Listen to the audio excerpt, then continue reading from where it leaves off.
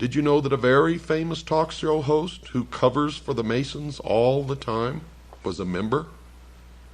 Also was heavily involved with the Communist Party?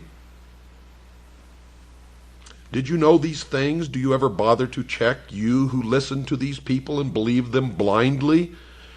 You, the sheeple of the world? Circumstances so extraordinary as the curse of King Tutankhamun simply overtax the theory of mere coincidence, folks. Nor is this an isolated case, as those will remember who read the accounts of the Cleopatra mummy curse many years ago. It will also be noted that in this age of moral certitudes, the story of the Tutankhamun curse had no sooner been broadcast than several of our large museums were deluged by gifts of Egyptian antiquities from private individuals who no longer desired to own them. And these persons, most of them well educated as modern education goes, were not superstitious. They were just careful. The following article appeared in an English newspaper in 1923. Quote, "The death of Lord Carnarvon has been followed by a panic among collectors of Egyptian antiquities.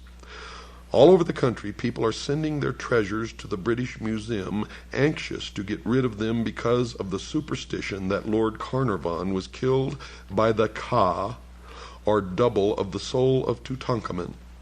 These fears are, it is hardly necessary to state, absolutely groundless." Unquote. It's also hardly necessary, folks, to add that the journalist fails to give his authority for the last sentence. The newspaper article continues.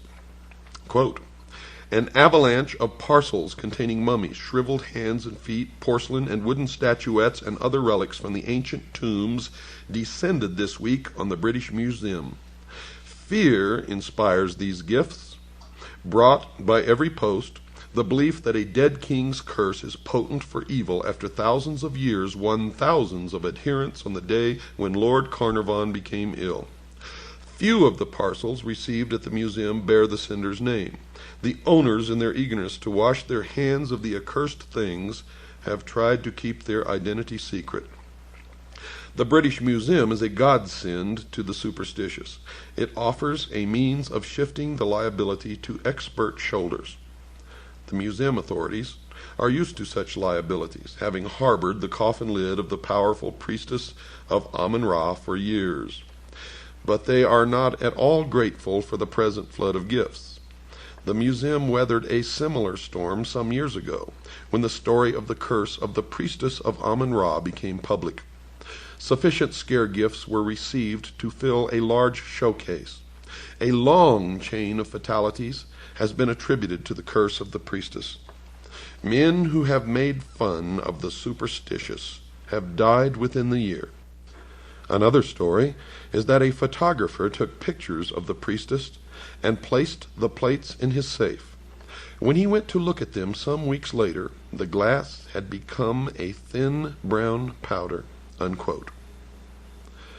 Now let us consider the rational explanations, so-called adduced by science in disposing of the superstition of the king's curse.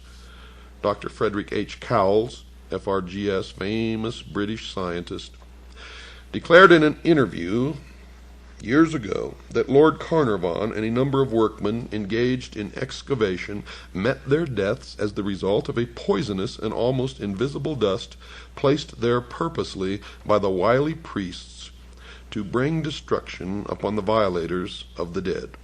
Quote, "This poisonous dust," unquote, says Dr. Coles, quote, "analysis of which has baffled scientists, was scattered about the tomb. Lord Carnarvon was not the only one to note its fatal property, as a number of workmen engaged in the excavation were likewise stricken. Most of these died a lingering death, but others, greatly impaired in health, have recovered." Unquote. There is nothing in the learned doctor's explanation, however, to account for the fact that Howard Carter did not chance to breathe any of the noxious vapors, although he was more steadily engaged in the work of excavation than even Lord Carnarvon. It's also questioned how much science actually knows about this mysterious dust which defies analysis, for if it cannot be analyzed, how can it be either identified with certainty or even proved poisonous. The term poisonous dust is evidently the charitable term that covers a multitude of scientific shortcomings.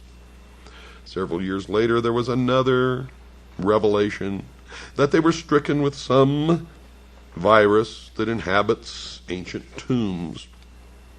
And who knows what the real story is? Though sorcery has been accorded no official recognition by modern science, there is nevertheless a certain quasi-official acceptance of the reality of occult phenomena throughout the civilized world. In a newspaper interview, Sir Arthur Conan Doyle illustrates the widespread recognition of the idea that the Egyptians knew how to surround their dead with mysterious guardian agencies which throughout the centuries visited their vengeance upon grave robbers, scientific or otherwise. In discussing with the correspondent of the Daily Express the death of a certain Mr. Fletcher, who had felt the wrath of Egypt's dead, Conan Doyle declared that the tragedy was caused by Egyptian elementals guarding a female mummy because another student of Egyptology, a Mr. Robinson, had begun an investigation of the stories of the mummy's malevolence. Quote, "I warned Mr. Robinson," he says, "against concerning himself with the mummy at the British Museum. He persisted, and his death followed." Unquote. You may wonder where all this is going. But it becomes clear when you understand that the Egyptians inherited the religion of Babylon. So are we to presume that this single phase of ceremonial magic constituted the entire repertoire of the Egyptian thaumaturgists? You see, if they could manifest such surprising power, is it not probable that they possessed a knowledge of other natural hidden forces, forces as yet unknown to the modern public world, which is possibly of inestimable value, which may still be contained within what is called the secrets of the ages, which is guarded by the modern mystery school, which is still the ancient mystery school brought forward through the ages? We are assured in the authorized version, and note I say authorized version of Holy Writ, that the magicians of Egypt changed their staves or rods into serpents in the presence of Pharaoh. The modern scientist does not live who can duplicate that phenomena, yet if he happens to be a good Christian, he is in somewhat of a dilemma. We can pass over all the desperate efforts to disprove the magical powers of the Egyptians as arising not from a mature knowledge, but from a desperate prejudice. You see, magic is too ancient and too universal to be explained away by mirrors, wires, and hinges.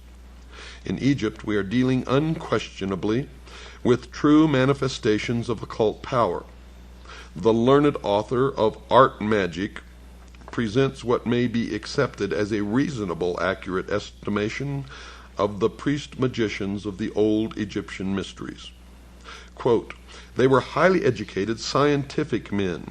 They understood the nature of the lodestone, the virtues of mineral and animal magnetism, which together with the force of psychological impression constituted a large portion of their theurgic practices.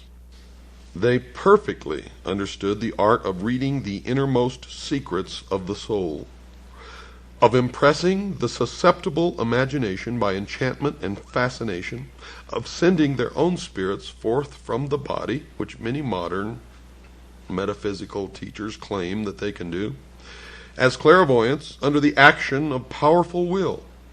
In fact, they were masters of the art now known as mesmerism, clairvoyance, electrobiology, etc. They also realized the virtues of magnets, gums, herbs, drugs, and fumigations, and employed music to admirable effect. And no one since has been able to perfect or even come close to their art of embalming the dead. The highly gifted Egyptologist Lenormant acknowledges Egyptian magic as an essential part of their religious philosophy. James Bonwick, FRGS, thus summarizes the powers possessed by Egyptian adepts. Quote, Egyptian mystics could levitate, walk the air, handle